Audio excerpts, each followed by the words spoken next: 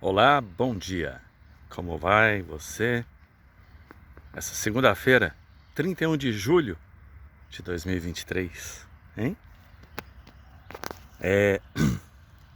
Você pode estar se perguntando, né? Puxa vida, segunda-feira, tem pessoas que falam assim, é preto na folhinha, né? Até o preto, ele é discriminado, né? Porque é tipo assim, preto na folhinha quer dizer que é dia de trabalho, né? Vermelho é tranquilo, é descanso. Enfim, né? O vermelho também pode se reportar ao sangue e até agora, nesse momento, meu sangue continua circulando. Trabalho, né? O coração bate. Apesar de eu ter sido submetido no ano passado a uma cirurgia para fazer a revascularização, né? Tinha 3 coronárias bloqueadas, quase um infarto fulminante. Tive um princípio ali, mas que não chegou a tirar minha vida porque estou aqui. Bem, hoje eu queria falar um pouquinho a respeito da autoridade que a gente delega para outras pessoas. Por exemplo, se eu tenho algum problema que precisa ser pleiteado na justiça, então eu procuro um advogado, assino uma procuração dando poderes a ele referente àquela situação, né? Não vou assinar a procuração para ele dando poder, por exemplo, sobre meus bens, nada disso. É uma procuração direcionada, né? Dando poder para certas ações que ele vai poder fazer em meu nome.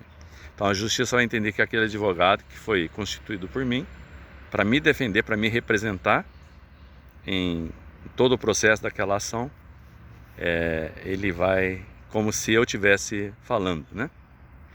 A gente às vezes até gostaria de ser o nosso próprio advogado, porque às vezes o advogado, infelizmente, por circunstâncias, ele acaba não fazendo, acaba a gente observa, né, que às vezes ele procrastina, ele demora muito mais do que deveria para tomar certas ações. Mas enfim, a questão é, eu delego a autoridade para alguém para me representar, né? Isso não precisa ser só no judiciário, né? A gente delega, por exemplo, se você tiver um cargo numa empresa, você delega para alguém que está subordinado, né, abaixo de você, para fazer uma tarefa. É assim que funciona. Agora, e com relação a questões espirituais, religiosas? Como que é isso, né? Como que a gente deveria, qual é a nossa posição? Delegar ou não? Para quem? Bem, muitas pessoas fazem parte de organizações religiosas hoje.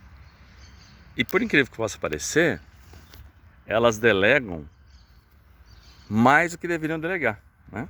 Então, vamos dizer assim, se você faz parte de uma organização religiosa e tem lá os líderes, né? Sejam pastores, padres e presbíteros, diáconos ou outro nome qualquer que seja, anciãos, eles têm uma esfera para agirem, mas não posso delegar para eles, por exemplo, a minha salvação, nem para aqueles que possam e afirmem ser os representantes entre aspas, muitas aspas, de Cristo na Terra, né? Cristo, ele falou assim que um só seja chamado de Pai, que é o que está nos céus. E o mestre e líder era ele.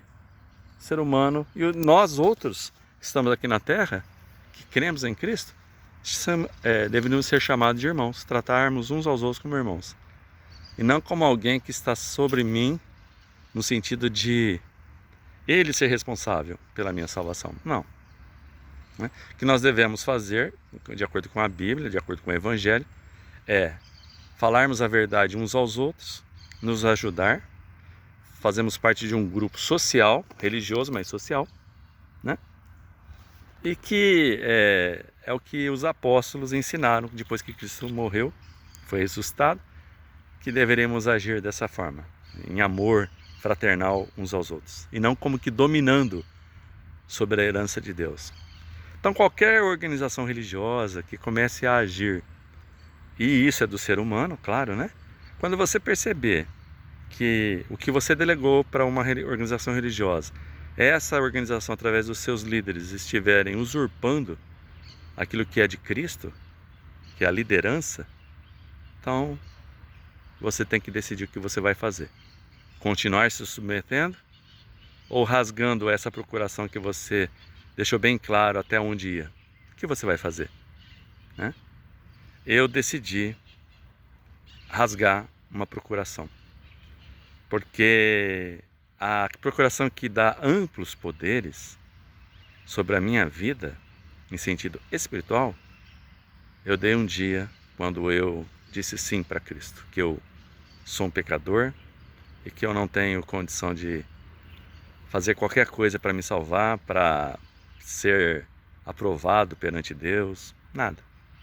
O sangue dele, que ele entregou a vida dele, né? Muitas pessoas pensam assim, Jesus foi morto. Não.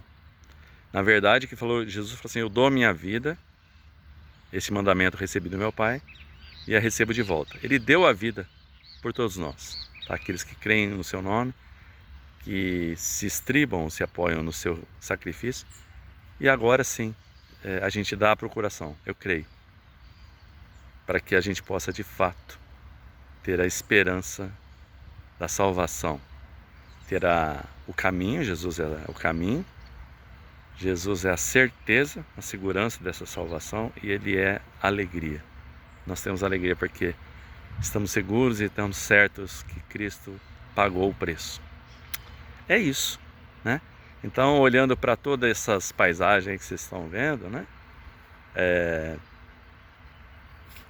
A vida, nós fomos criados com o objetivo de dar glória a Deus. Que é maior glória do que o ser humano ter certeza de que ele agora, apesar da situação do mundo, das guerras, da fome, das injustiças, de muitas coisas erradas, de muitos usarem seu poder para dominar, que é maior alegria do que termos a certeza que Deus nos amou de tal maneira que deu seu Filho, para que todo aquele que nele exercer fé, quer dizer, em Cristo, né, tenha a vida eterna. Conforme diz João 5,24, aquele que ouve a palavra de Cristo, crê em Deus, que é aquele que o enviou, já tem a vida eterna. Não vai entrar em juízo, mas passou da morte para a vida. Hoje nós, aqueles que creem, que creram em Cristo, foram selados com o Espírito Santo de Deus, agora nós, essas pessoas, aos olhos de Deus, passamos da morte para a vida. Agora nós temos a vida eterna. Agora nós já não entramos lá em juízo. O juízo que era para nós, agora foi jogado todo ele lá na cruz, quando Cristo morreu por todos. Ele deu a vida por todos nós. E agora Ele vai dar essa vida a todos aqueles que crerem no seu nome. E eu, pelo menos, já entreguei essa procuração ampla e irrestrita a Cristo. E você? Faça isso.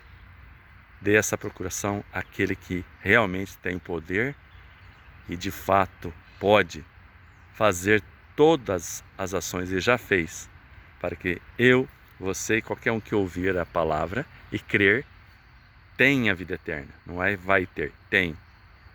Que não entre em juízo, mas passou da morte para a vida. É simples, simples, simples assim. Então sempre tenha em mente João 5, 23 e 24, João 3,16, João 17,3. E aí a Bíblia toda ao seu dispor. Grande abraço. Até a próxima.